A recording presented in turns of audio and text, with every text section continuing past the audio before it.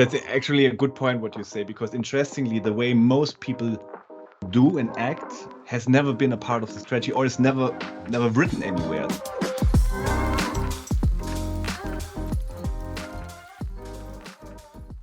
Welcome everyone to yet another great episode with T. Why do I know it's great? Because I'm joined by Alex.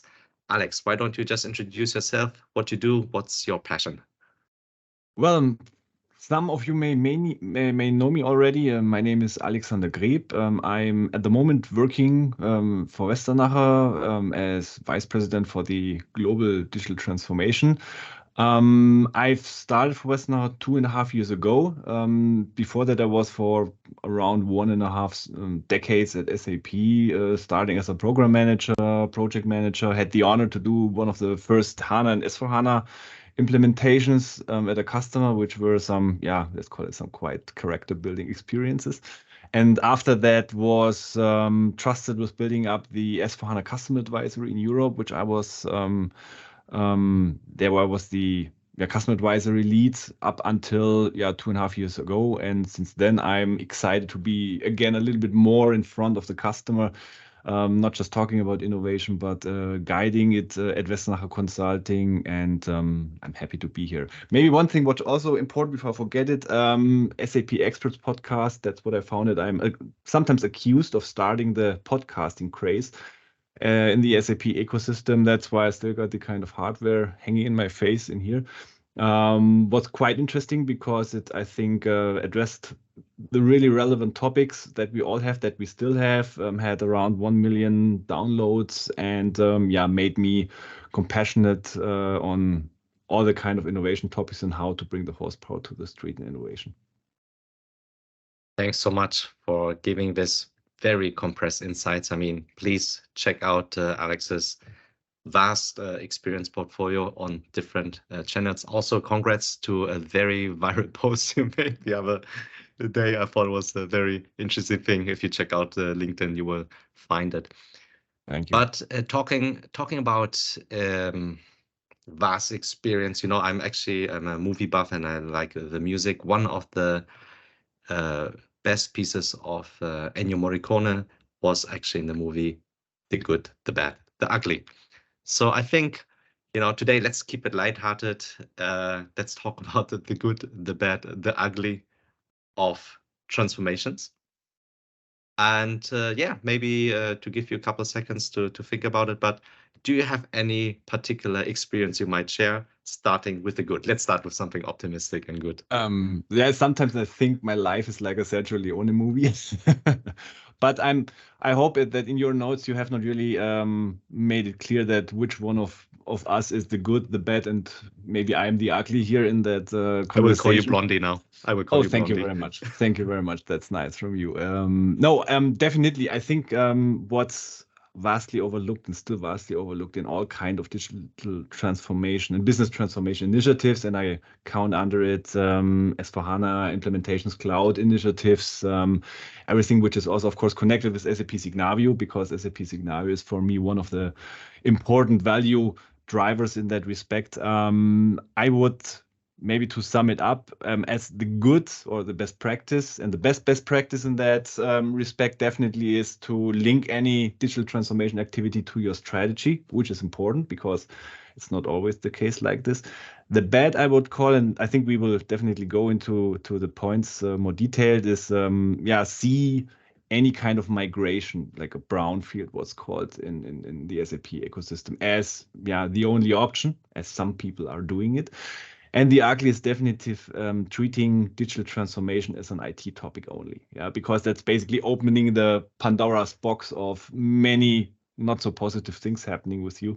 So that's what I would basically line up as the baseline here.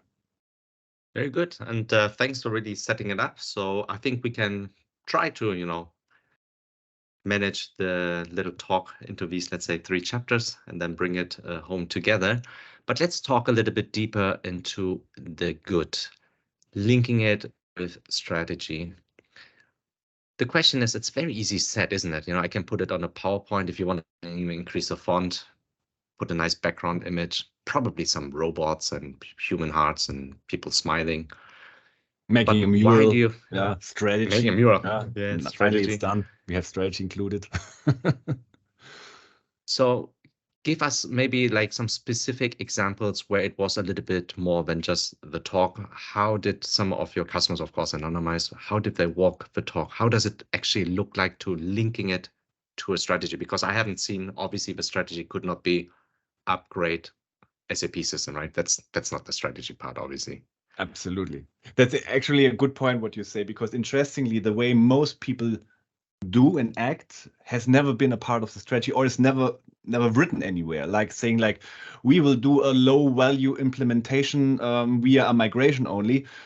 I do not think anybody has something like that as a strategy, but funnily or interestingly, many actually do it that way.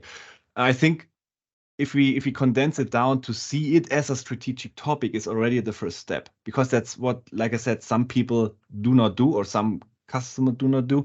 When you look, for example, at strategy presentations and so on, for those which I consider best practice or best in class implementation adopters, actually do have this in there, maybe not in the top level, but if you are operationalize it, you see it in L1 or L2 level, like basically what is our future setup in that area. And they definitely have that kind of cloud, or definitely that kind of next gen technology topic there and linked in there. But still, of course, what do you do then with it? Having it just in the strategy or mentioning it in strategy is maybe the first step, but actually it does not bring you very far yet. The horsepower to the street comes in definitely in your face when you approach it. And the approach before the start is, in my opinion, the most important phase already, because you determine already at that moment what you will get out in the end. And from my perspective, the best in class adopters, basically those who made a big leap out of that. And what is a big leap for me? Big leap for me is if you implement something that makes you being able to do things you were not actually being able to do before. This is very simple, my definition of a best-in-class implementation. And that means, in a certain way, that you ask yourself, not like, where's the difference to the way I work now, or I have used to work all the time? Because I think this is not really relevant in a certain way, but much more important is it to ask you the questions like, what is my strategy? What are the things that I have to be able to do, but was not able before? Or what are those things that my customers expect from me? Very important. Yeah. How can I contribute to a positive customer experience in the future? What is the competition basically doing? So you come in the end to a certain set of capabilities that you have to be able to do to be successful in the future. And based on the capabilities, then you can provide an architecture, which in optimal cases, of course, are featuring features and functions provided by SAP applications. But what you should not do is like to maybe ask yourself about the strategy and then try to immediately come up with features and functions, because in my experience, the gap is too big and that does not fit really. You really have to translate it via the capabilities and start your discussion by that.